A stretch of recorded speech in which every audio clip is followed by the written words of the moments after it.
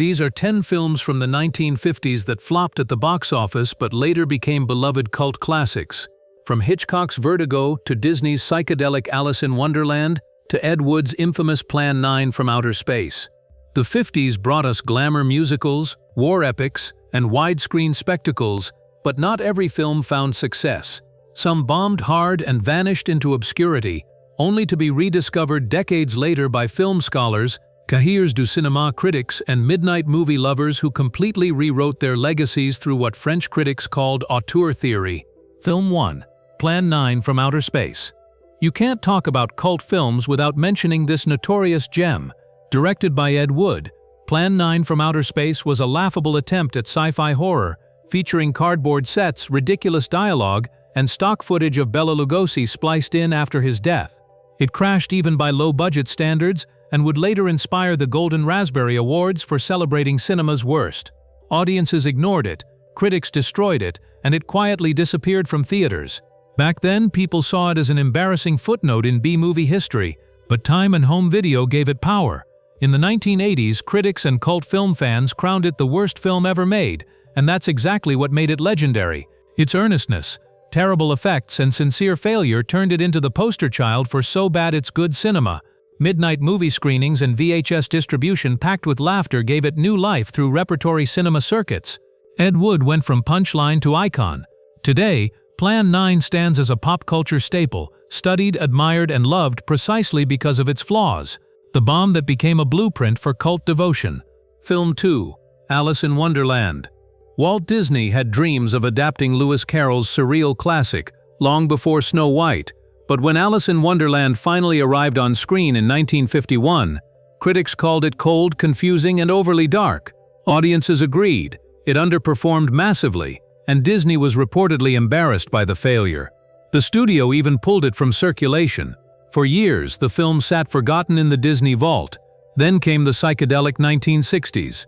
College campuses and counterculture youth rediscovered the trippy visuals and bizarre dream logic of Alice through repertory cinema screenings. Bootleg screenings and arthouse revivals made it a cult hit among those seeking alternative animation. Its hallucinatory colors, rebellious tone, and existential vibe spoke to a new generation discovering it through underground film circuits. Disney slowly embraced its unlikely second life and re-released it with a new psychedelic marketing campaign. The American Film Institute later recognized its artistic significance. Today, it's celebrated as one of the most daring and unique films of Disney's early years. A box office flop that refused to stay buried. Film 3. Kiss Me Deadly. When Kiss Me Deadly hit theaters in 1955, it confused mainstream audiences and unnerved the censors. Its brutal violence, cold-blooded anti-hero, and surreal atomic age ending didn't fit the mold of traditional film noir. Critics dismissed it as perverse and nihilistic. Some even accused it of undermining American values. The Hays Code enforcers trimmed the original ending, softening its disturbing final image. Audiences stayed away, and the film fizzled commercially. It was too dark, too fast, and too strange for the era. But beneath the surface, something was brewing. Film scholars in Europe and critics at Cahiers du Cinéma began to notice the movie's radical visual style. The fragmented editing, the feverish pacing, and the apocalyptic undertones weren't seen as flaws anymore, but as innovations that would influence the French New Wave. By the 1960s, it had become a touchstone of film noir revival.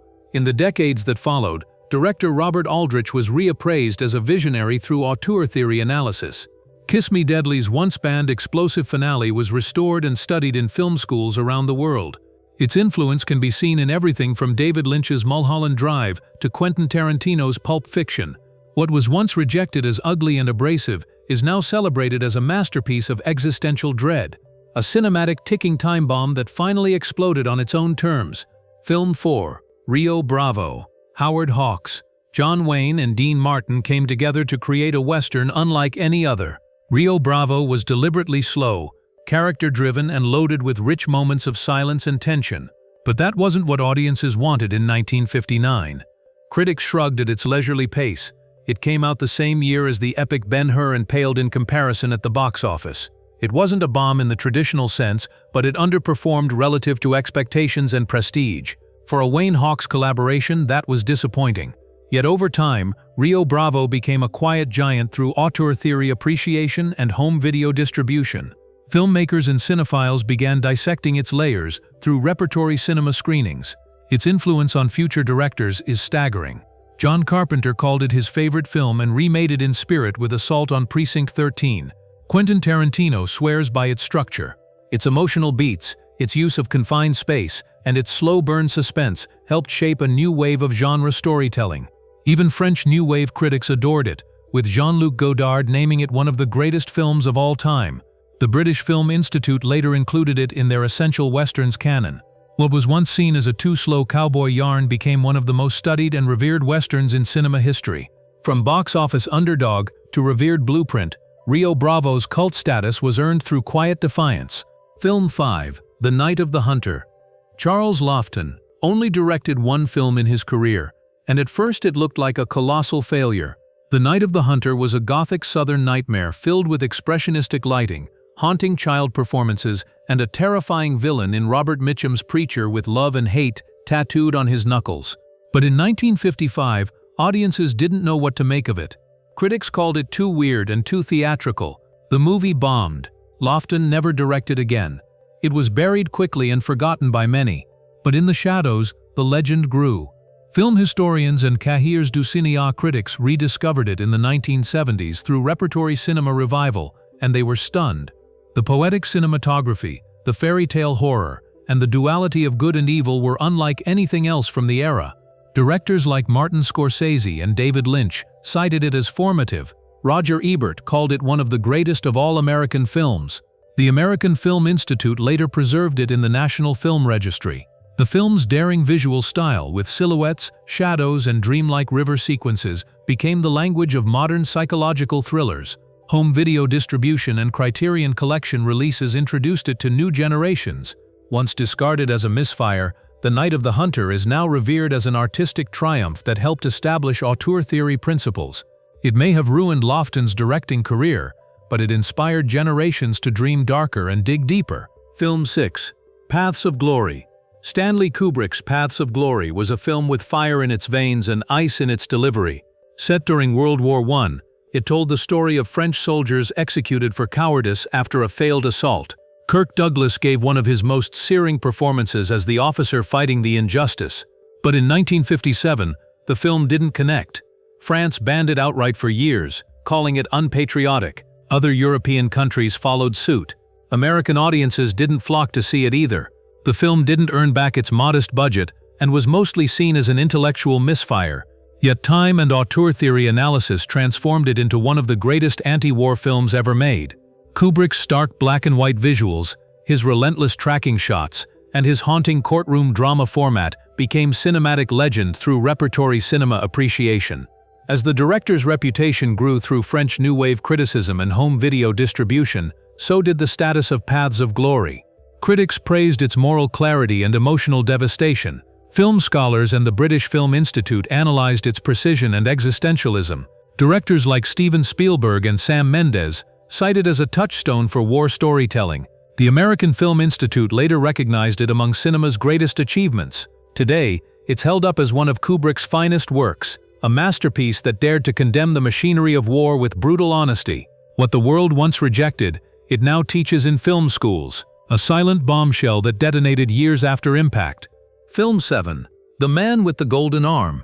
Before the rating system, before gritty realism became fashionable, Otto Preminger unleashed The Man with the Golden Arm.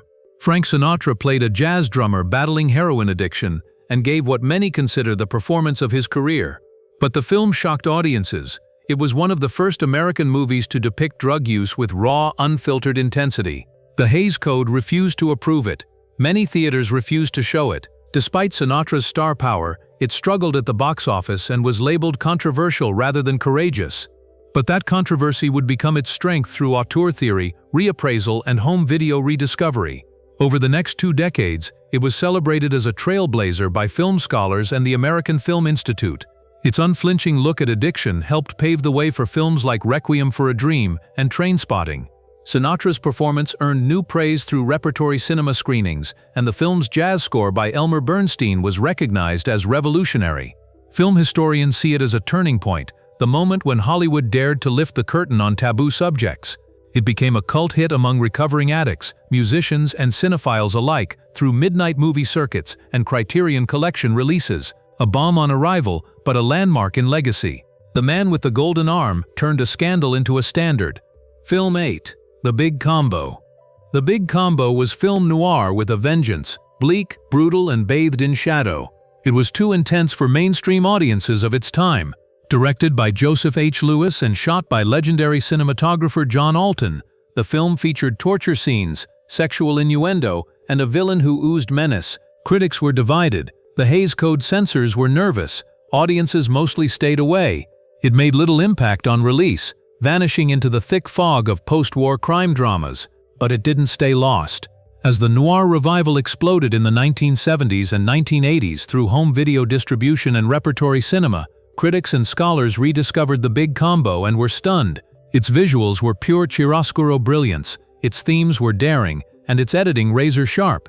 Quentin Tarantino called it a visual masterpiece. Film noir enthusiasts and the British Film Institute adopted it as a hidden treasure. The ending, a silhouette chase in a hangar filled with fog, became one of the genre's most iconic images through auteur theory analysis.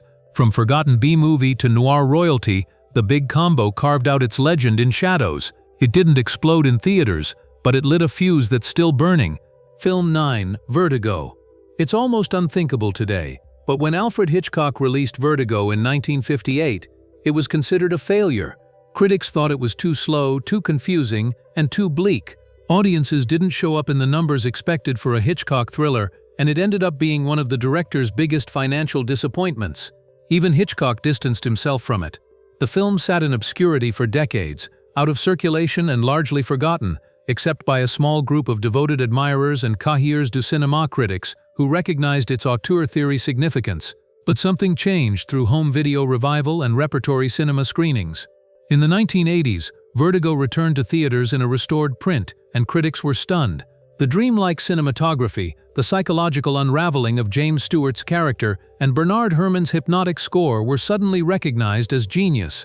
It wasn't just another Hitchcock mystery, it was an obsession on film, a study of desire, death, and the illusion of control.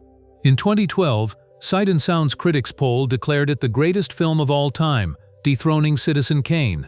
The British Film Institute and American Film Institute both celebrate it as a masterpiece of auteur cinema. From box office disappointment to cinema's crowning jewel, Vertigo became the ultimate cult ascension, a film that climbed its own spiral staircase to immortality. Film 10. Citizen Kane. Though released in the early 1940s, Citizen Kane was buried for much of the 1950s and only found true cult status in that decade through auteur theory appreciation. Orson Welles' magnum opus was a critical success in 1941, but box office sabotage by William Randolph Hearst's media empire nearly destroyed it. It was nominated for multiple Oscars but only won one, and then it vanished from theaters. In the 1950s, it was revived by scholars, students, and film societies, rediscovering its revolutionary camera work, structure, and themes of power and loneliness through repertory cinema and university screenings. Citizen Kane became a film whispered about in film schools and passed along like a secret message through auteur theory discussions. Cahiers du cinéma critics enshrined it. The French New Wave movement elevated it as the gold standard. Directors from Spielberg to Scorsese to Kubrick declared it the standard of cinematic genius. The American Film Institute and British Film Institute both rank it among cinema's greatest achievements. What was once politically buried and commercially strangled became the ultimate example of how box office bombs can become untouchable icons through home video distribution and critical reappraisal. It may have failed in its own time, but Citizen Kane is the grandfather of all cult masterpieces and a beacon for those who believe cinema can be both art and rebellion. The box office doesn't always decide a film's fate. These 10 bombs defied rejection and found glory through devotion, revival, and time. What once flopped now flourishes in cult circles, critical canons, and the collections of the American Film Institute and Criterion Collection. From Ed Wood's sincere misfires to Hitchcock's misunderstood masterpiece, from Disney's psychedelic awakening to existential noir nightmares, these films prove that sometimes the greatest art needs time to find its audience. The failures of one era became the treasures of the next through auteur theory, home video distribution, and repertory cinema revival. reminding us that true vision often outlives initial judgment.